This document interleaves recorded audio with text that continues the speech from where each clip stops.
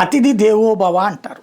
మనకి సుదీర్ఘకాలంగా ఈ దేశపు సంస్కృతి సంప్రదాయాల్లో ఇంటికి వచ్చిన అతిథికి, మన ఇంట్లో మనం తినడానికి ఏమన్నా లేకపోయినా సరే అతిథికి పెట్టాలి అన్నటువంటిది అప్పు సొప్పు చేసేన అనేటువంటి ఒక సంప్రదాయం నడుస్తూ వచ్చింది సుదీర్ఘకాలం.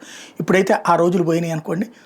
అయితే విదేశాల నుండి వచ్చే పర్యాటకులు అతిథులే, కానీ వాళ్ళకి ఇక్కడ చూపించే క్రమంలో ఈ మధ్యకాలంలో ఈవిటీజింగులు, ర్యాగింగులు, చోరీలుకి గురయ్యి ఇబ్బంది పడుతున్నటువంటి సిచ్యుయేషన్లో కేంద్ర ప్రభుత్వం అందరికీ కూడా చెప్పింది. ఎందుకంటే ఒక టూరిస్ట్కి ఏదన్నా అయిందంటే ప్రపంచవ్యాప్తంగా మనకి నెగిటివ్ టాక్ వస్తుంది. అందుకని తెలంగాణ ముఖ్యమంత్రి రేవంత్ రెడ్డి ఒక బాధ్యతాయుతమైనటువంటి పని చేశారు.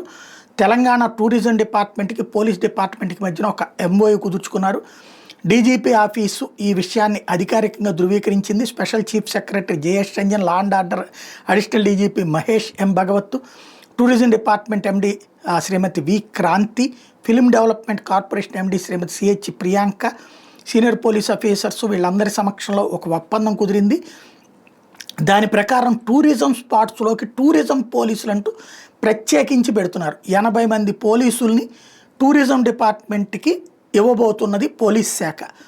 వాళ్ళందరూ టూరిస్ట్ పోలీస్ సిస్టమ్ నడపబోతున్నారు. వరల్డ్ టూరిజం డే 27 సెప్టెంబర్ రోజు నుంచి టూరిస్ట్ పోలీస్ అనేటటువంటి ఒక సిస్టమ్ రాబోతుంది. ఇప్పుడు ఏదైతే ఆక్రమణల తొలగింపు అట్లాంటి వాటి కోసం అని చెప్పేసి హైడ్రా పెట్టారో అది ఖచ్చితంగా రేవంత్దే. అందులో మంచి జరిగినా చెడు జరిగినా రేవంత్దే, ముద్ర రేవంత్దే ఉంటుంది. అట్లాగే ఇప్పుడు ఈ విధమైనటువంటి ఏది అనంతగిరి, సోమశిల, రామప్ప, యాదగిరిగుట్ట, పోచంపల్లి, నాగార్జున సాగరు, బుద్ధవనం, భద్రాచలం, అమరాబాదు ఇట్లాంటి కీ లొకేషన్స్లో ఈ టూరిస్ట్ పోలీస్ అనేటటువంటి వాళ్ళు పనిచేస్తారు.